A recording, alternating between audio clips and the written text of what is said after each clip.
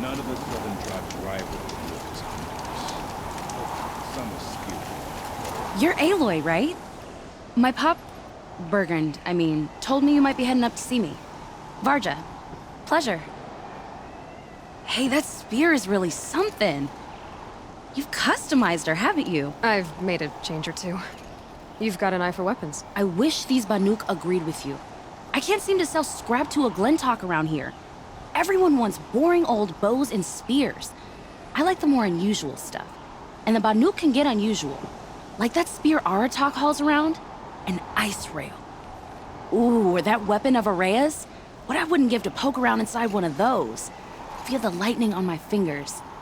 Or inside of anything, really. Last commission I had was a month ago. A weapon that spat fire. That didn't go well.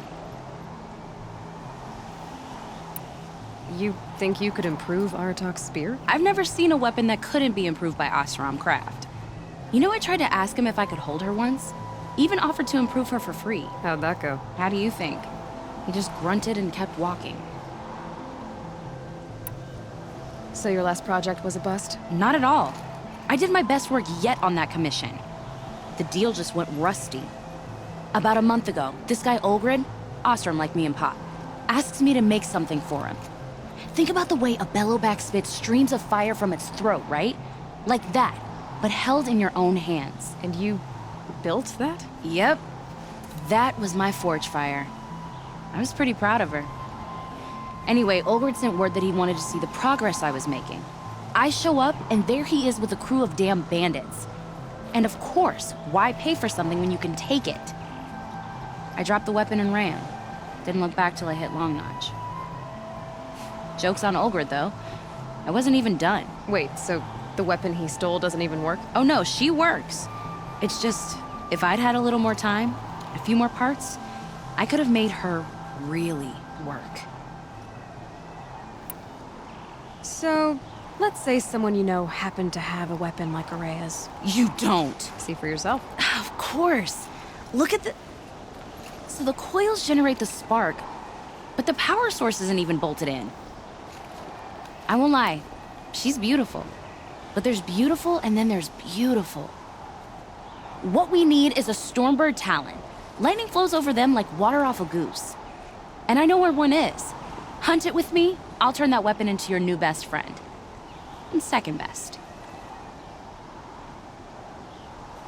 You're sure you can fix up this thing? You bet. Probably. Just need that Stormbird Talon. So you want to hunt a Stormbird? I haven't seen any in the cut. That's right. But one roosts back near Freeheap. How about a break from all this white? I'll meet you there. What, people expect you to hike for miles, hunt huge machines alone, and just bring stuff back? Mostly. Not me. I'm fierce.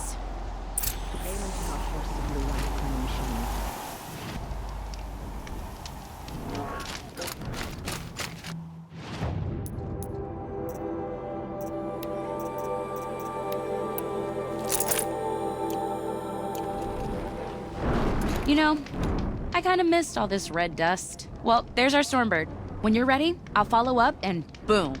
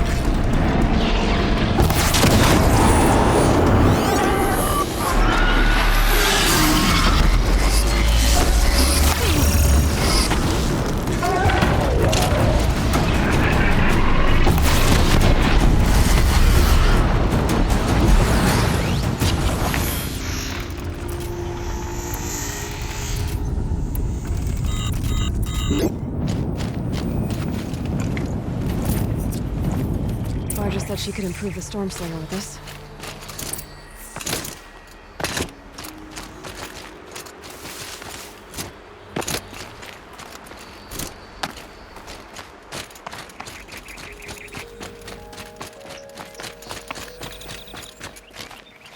Got that part you need? Perfect. Already got machine oil on my hands. Here it is. 1 Stormbird talon. Let's do it. I haven't had this much fun in ages. Watch and learn, Aloy. Only don't stare directly at the sparks. Okay, so I pretty much had to break her in half. But what's a staff? A stick. One thing I like about sticks, you can put them back together however you want. Which you did. This thing looks a whole lot more dangerous. She's better than dangerous. She's a genuine Varja special now. Take good care of her. What you did to that Stormbringer? That was some impressive work, Varja. Hey, it's nothing. I just helped her become what she was always meant to be. They grow up so fast. If I find anything I think you'd like, I'll be back around. You better.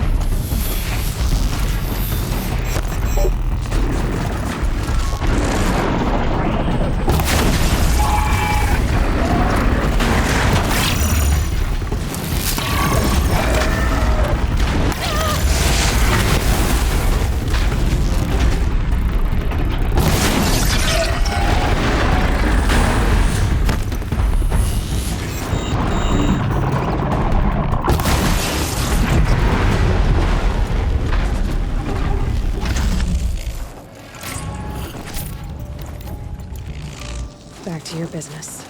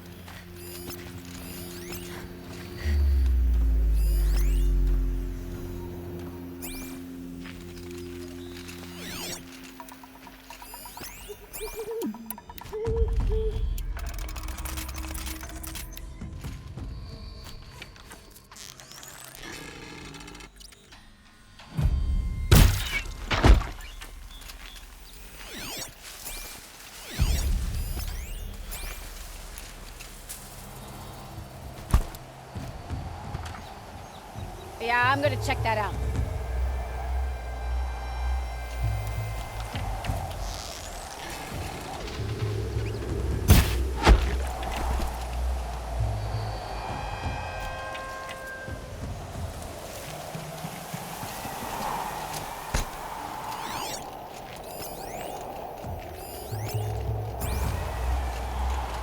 Bandits aren't subtle. Clearing them out would send a different kind of message.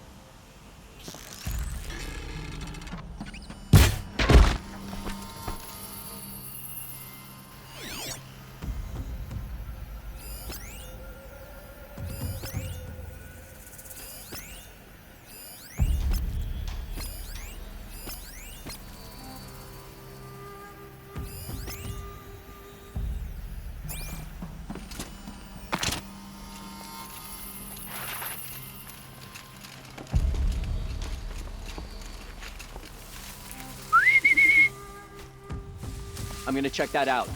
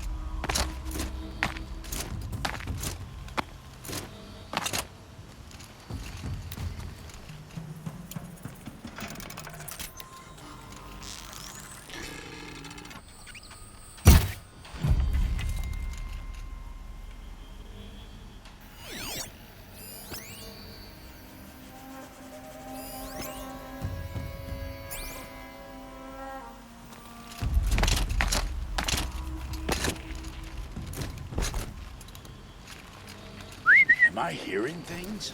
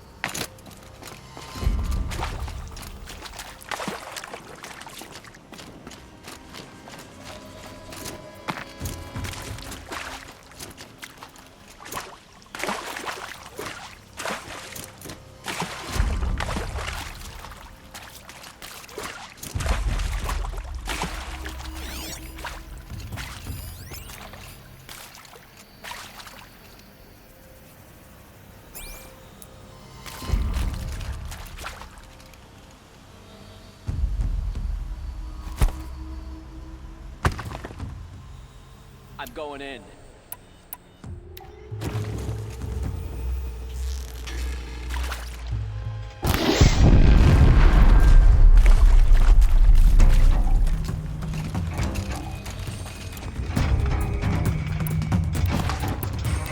Got a problem! Get the signal going! Uh-oh! Get that signal up!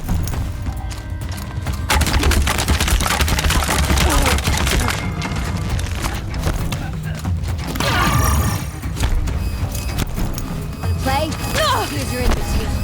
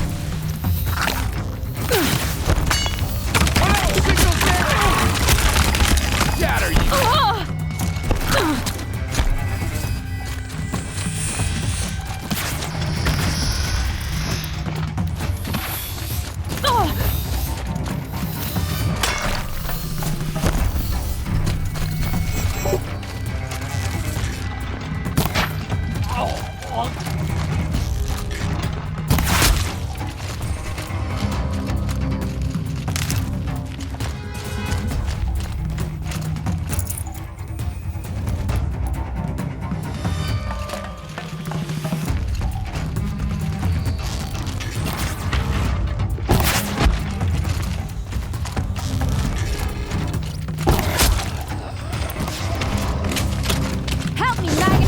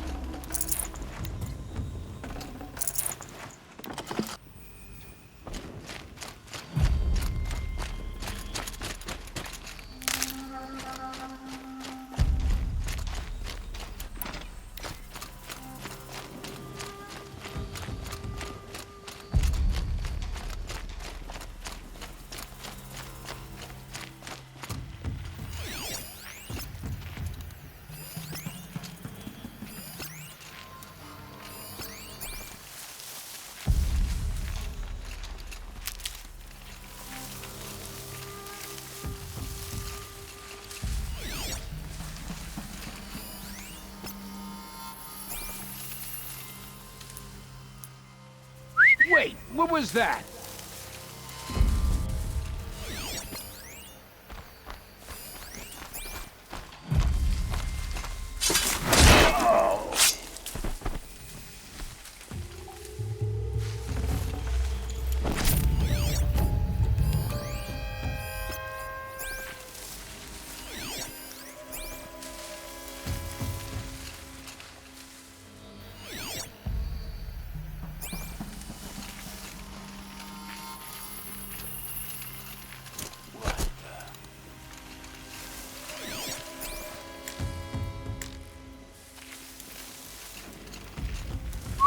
A bad feeling.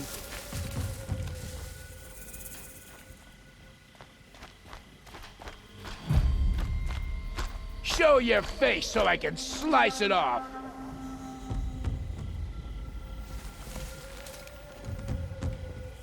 Must have been the wind.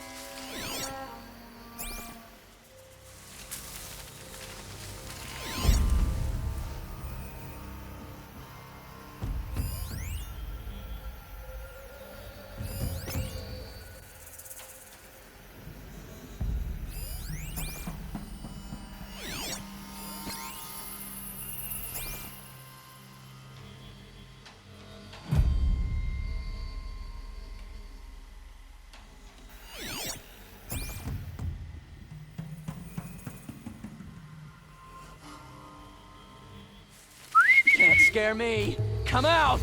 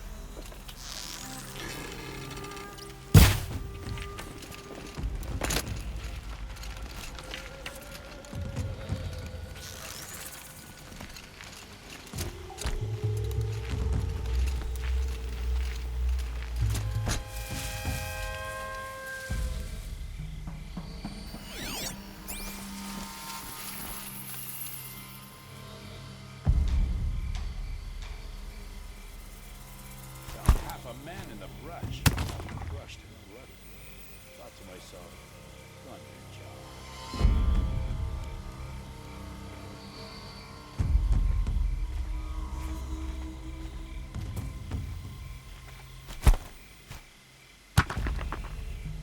What the?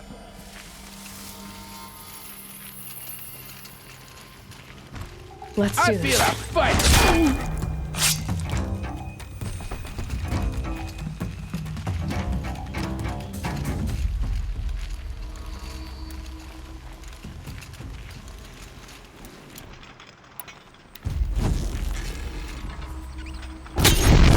Yeah, trouble!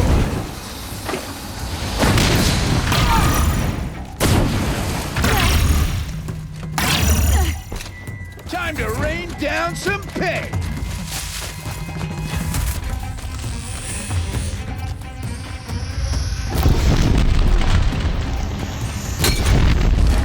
Yeah!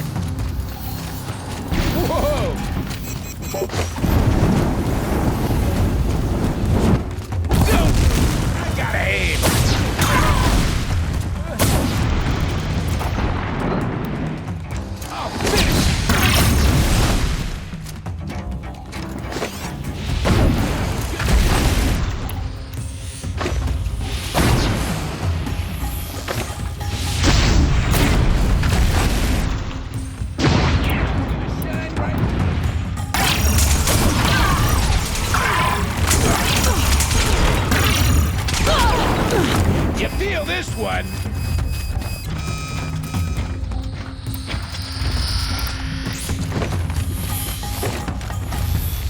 Time for you to hurt!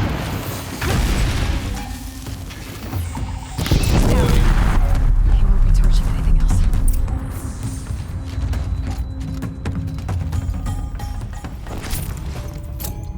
The Oseram's fire weapon. Could come in handy. Varja will want to take a look at it, that's for sure.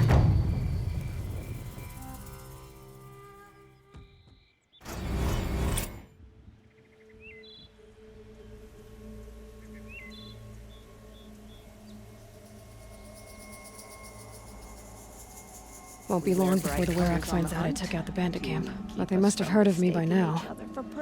Nothing to stop me from calling Aratak out.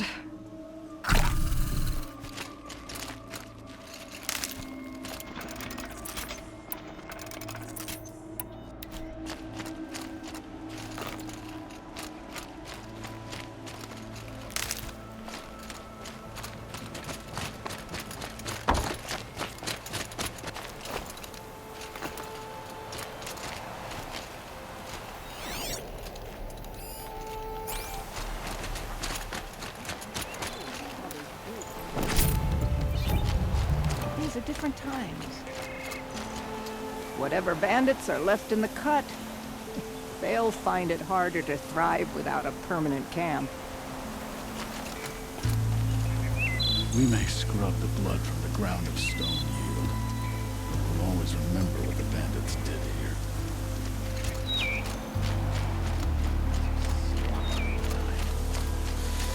Still, I can't afford that. Stone Yield is ours for now. But will there be more bandits to ward off? Yeah, we'll soon turn this place into a true Banuk camp. Thank you.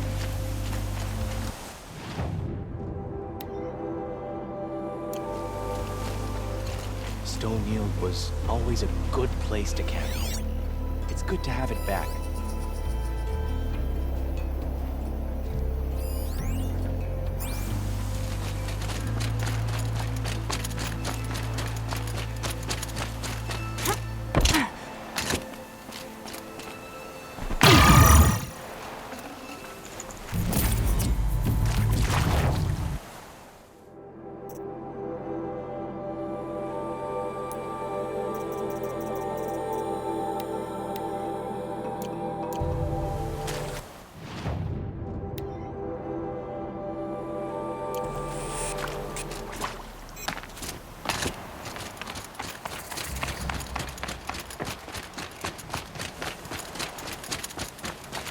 There's much to do if we want to make Stonehill a suitable place to live.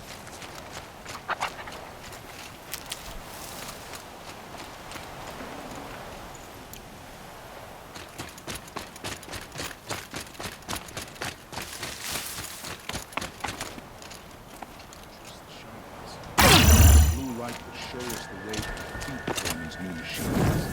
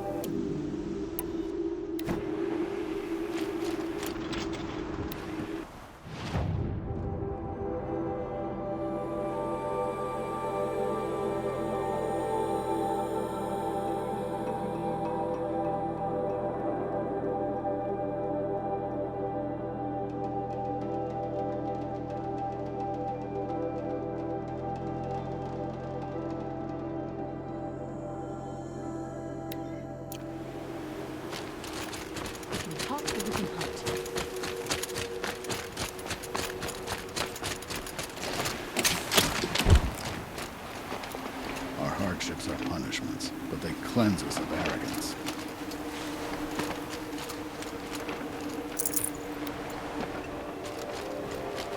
Recall that the blue light glows behind everything.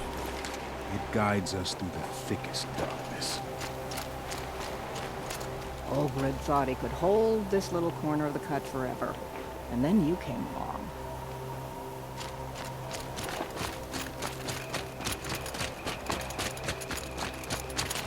Bandits tainted this place. Now we must build a new legacy for Stoneyield.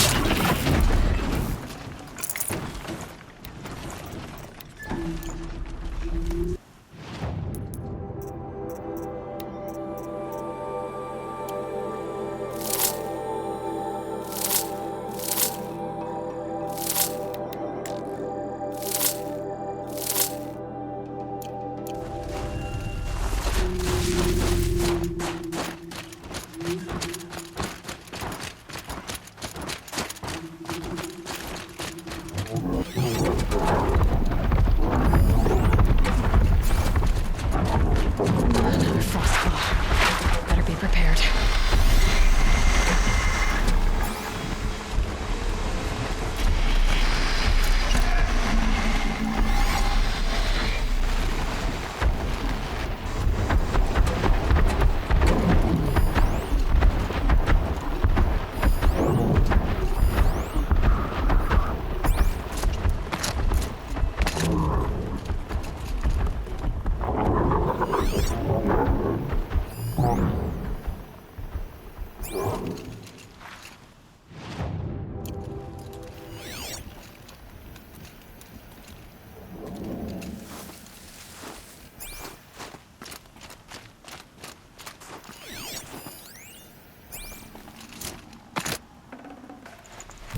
Vibrant.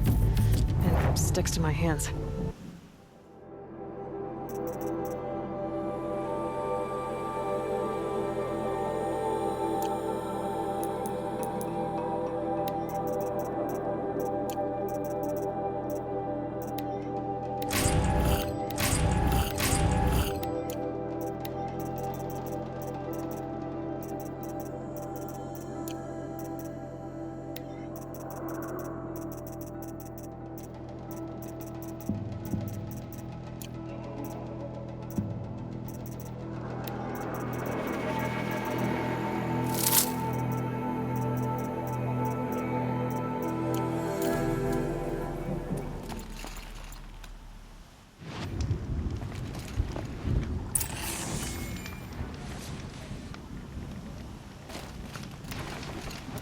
The Red Raids only made us stronger. So it is with every trial the Banuk endure. The stand near something.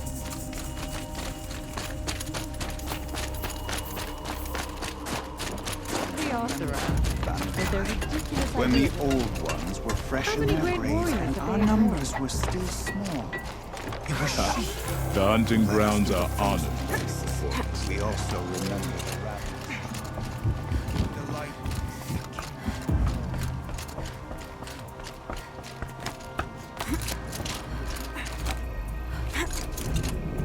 Don't let the smoke and thunderstorm distract you. We all have jobs to do.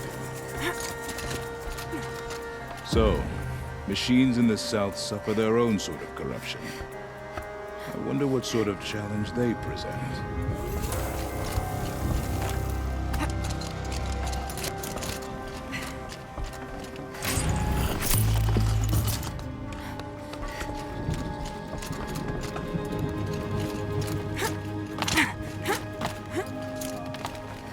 Come on.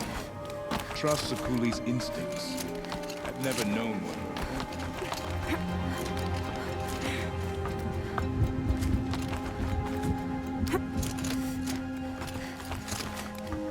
What does the Outlander want? I'm looking for Skuli. You found her. Come, come. Let's get it over with.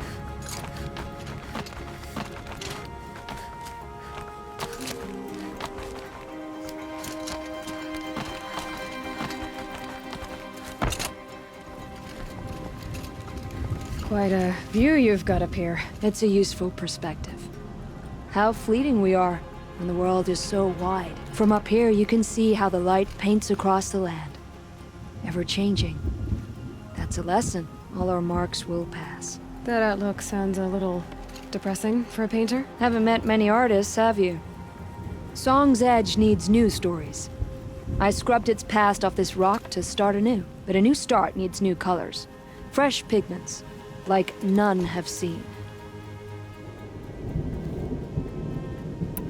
Have you always been a painter? I've always painted. But I wasn't a painter until I was driven out of Banur. Up there, the markings are eternal. They paint over the same lines, the same colors, over and over. As a child, I learned from copying them. As I grew, my heart sank at the familiarity. All of us Banuk might as well be trapped in glacier ice. We have the look of life, but never really moving.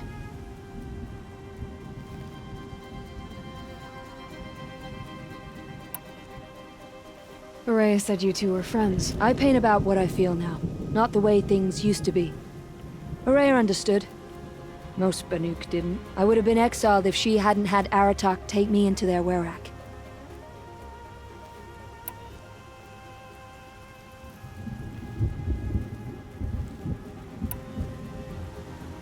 These pigments you want. Where should I look for them? Salts gather at the edges of geysers and hot pools. Crystals cling to the rocks and cliffs.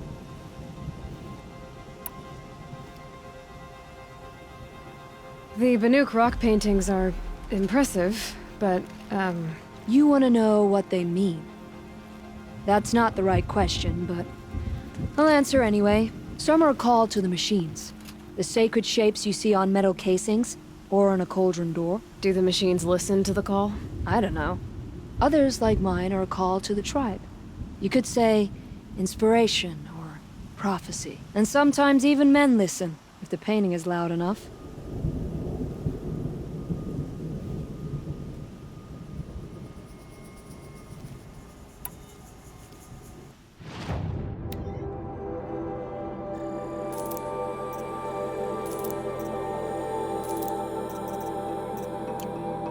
Would you look at that? Nora girl, you've bought me all I need. Do you always travel with your pockets full of paint stuffs? Honestly, Sakuli, I go around filling my pockets with most of everything. Stop, stop. I'm beginning to like you. I work alone, but come back around later, and I'll have something for you then. That's me. Maybe it's a machine rider who looks like you. Where's she going? You tell me. To ruins or mountains, through flood or thaw, past, future, destiny. But I don't think she's scared of any of it. You helped me. Inspired me. And the people of the Cut. Let this be inspiration for you, wherever you may run. Once the Werak gets a glimpse at Sakuli's mural, word will get around about how I helped her. So that's it. Nothing more I can do to get people talking. Time to throw my spear at Artak's feet.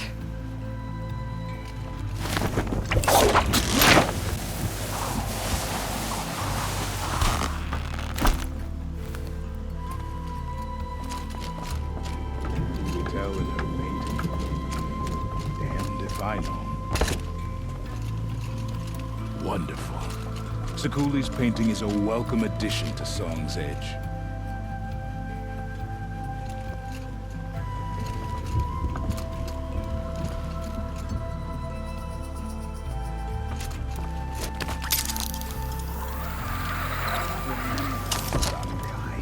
When the old were fresh in their graves, our numbers were still small. They were sheep who led us through the frozen wastes. We also remember the ravenous tribe, who delighted in sucking the marrow from our broken bones. Everywhere Banukai and her Werak fled, the ravenous tribe were never far behind. Seeking a way to defeat them, Banukai went into the wastes and let the wind whip her cheeks. And when the cold brought sleep, she dreamt of light. She saw it behind the world, a great calming sheet of icy blue. And she saw something new. Herds of machines, each filled with the same blue light. When she woke, she knew which star to follow. She walked for many days and nights until she arrived at a temple built from sparkling ice. At the gates of the temple, she was met by the machines from her dream, who bowed to her as she entered. Inside, Banukai discovered the blue light bubbling from a hole in the snowy earth like a spring. "You bid me come," she said. "My people need aid. Will you provide it?" The machines whispered to Banukai. "We go where the light goes, for we are its chosen vessels. There is darkness in your heart. It cannot hold the light for long. Carry it to your people if you must, but the cost will be great." Banukai waded into the pool. The light reared like a nest of snakes and struck Banukai, piercing her skin, filling her up. Banukai did not scream, though she was in agony. Banukai did not collapse, though her limbs shook. She climbed from the pool and carried the light inside her. She marched toward home, and the machines marched behind her. As she walked, the light struggled to push its way out of her, but the machines were there to aid her. She sewed her body shut with their cables, patched herself with their metal, and kept the light within. When she arrived, the forces of the ravenous tribe had surrounded the camp. Although the light had left her with 1,000 wounds, Banukai charged.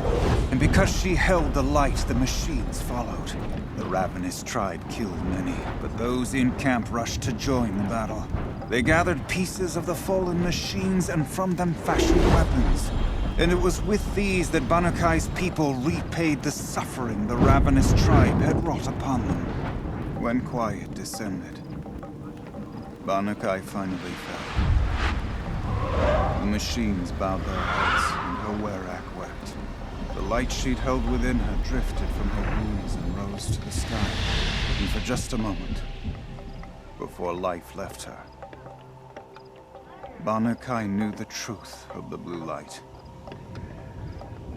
And she felt peace.